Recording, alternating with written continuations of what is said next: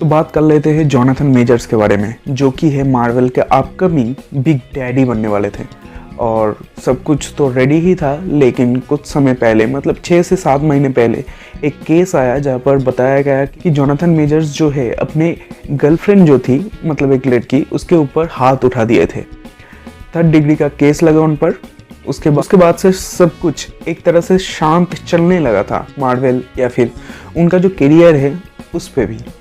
Marvel नहीं चाहता था कि जॉनी डेप की तरह, जो पायरेट ऑफ द कैरिबियन को आपने पायरेट्स ऑफ द कैरिबियन में देखा होगा, उनका जो लीड एक्टर था उनके साथ जो हुआ, तो मार्वल सेफली खेलने की कोशिश कर ही रहा था। कुछ 2-3 दिन पहले खबर आई कि जो जोनाथन मेजर्स का केस था वो गिल्टी साबित हुए। मतलब उनके ऊपर जो चार्जेस लगाए गए थे सारे उनके खिलाफ नहीं गए, लेकिन जो भी है उनको 1 साल की सज़ा हुई। और उनकी सज़ा अगले साल 2024 में फरवरी मंथ से शुरू हो जाएगी। ये रिपोर्ट आने के बाद ही मार्वल से उनको फायर कर दिया गया। और इसके साथ ही काफ़ी कुछ मार्वल में चेंज हो गया है। जैसा कि मार्वल का अपकमिंग प्रोजेक्ट था एवेंजर्स कैंग डायनेस्टी, जहाँ पर मार्वल उसको काफ़ी बड़ा थ्रेट की तरह दिखाने वाला था, लेकिन ऐसा एक इंसिडेंट होने के बाद उनको तो निकलना ही पड़ा। अब आगे क्या? तो जोनाथन मेजर्स जो है काफ़ी बढ़िया एक्टर है, लेकिन उसके साथ ही एक बार फिर से साबित हो गया जो काफ़ी बढ़िया एक्टर है वो हमेशा अच्छा आदमी नहीं हो सकता। तो मार्वल आगे किस तरह से पुल अप कर सकता है, इसके ही बारे में थोड़ी सी चर्चा करेंगे। पहला एक हो सकता है कि जोनाथन मेजर्स जो है काफ़ी बढ़िया एक्टर थे, लेकिन सबसे बेहतर तो नहीं, उनकी जगह पर किसी और को कास्ट कर लिया जाए। मतलब आप ही सोचो कि 6-7 सालों से चला आ रहा मूवी का एक बड़ा विलेन को आप ऐसे ही कैसे बदल सकते हो? तो सबसे आसान तरीका होगा कि जोनाथन मेजर्स की जगह किसी और को कास्ट कर लिया जाए। लेकिन शायद जोनाथन मेजर्स भी इतने कमज़ोर नहीं थे। उनका जो एग्रीमेंट साइन हुआ था वहाँ पर उन्होंने खुद लिखा था कि जोनाथन मेजर्स का जो भी कैरेक्टर होगा, वेरिएंट होगा, वो बस जोनाथन मेजर्स ही प्ले करेंगे। मतलब he who remain, Victor Timely, Kang the Conqueror. तो हम सोच के चल सकते हैं कि मार्वल भी कम बड़ा खिलाड़ी नहीं होगा जो क्लॉज में चेंजेस नहीं किया होगा। मतलब इतना बड़ा एक केस के चलते मार्वल क्यों ही अपने ऊपर कीचड़ उछालने के लिए रेडी होगा। दूसरा एक काम कर सकते हैं मार्वल, जो कि है एक नया विलेन को सेटअप करने। देखो, अपकमिंग जो एवेंजर्स मूवी है वो बेसिकली सीक्रेट वार्स के ही बेसिस पर बना होगा।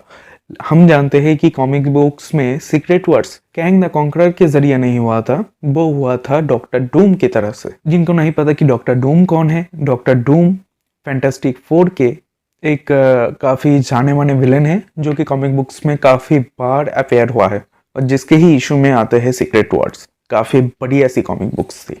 तो बात कर लेते हैं कि क्या ऐसा पॉसिबल है कि नए विलेन को सेटअप कर सकता है मार्वल? तो देखो, एक चीज़ हो सकता है कि मार्वल के पास अपकमिंग ज़्यादा कुछ फिल्में बची नहीं है एक नए विलेन को सेटअप करने के लिए। उनका डेडपुल आने वाला है और आने वाला है फैंटास्टिक 4, जिनका कास्टिंग अभी तक र्यूमर्स ही चल रहा है। लेकिन क्या ऐसा पॉसिबल है कि फैंटास्टिक 4 में ही बस एक बिग डैडी को बना दिया जाए, मतलब डॉक्टर डूम को एक बड़ा विलेन बना दिया जाए? तो मेरे हिसाब से तो नहीं किया जा सकता।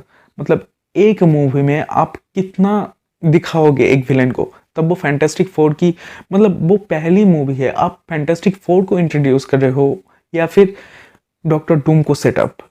कोई एक काम करो। मतलब दोनों तरीके से मार्वल की ही मारी जाएगी।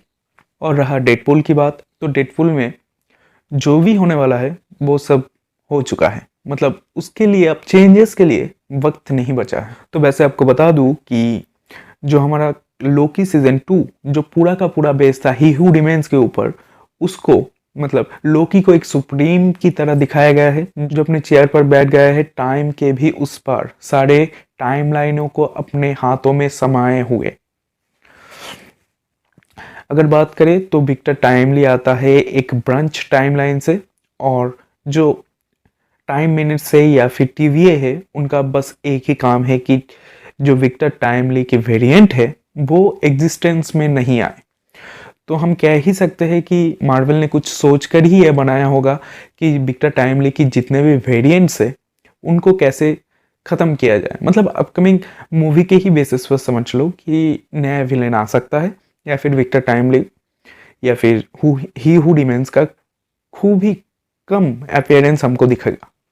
अगर ये दो पॉसिबिलिटीज भी काम नहीं करती तो एक सिंपल सा वे है जो कि एवेंजर्स मूवी को बचा सकता है, और वो है जो हमारा वांडा है या डॉक्टर स्ट्रेंज है या फिर आयरन मैन को ही रिटर्न लेके आओ।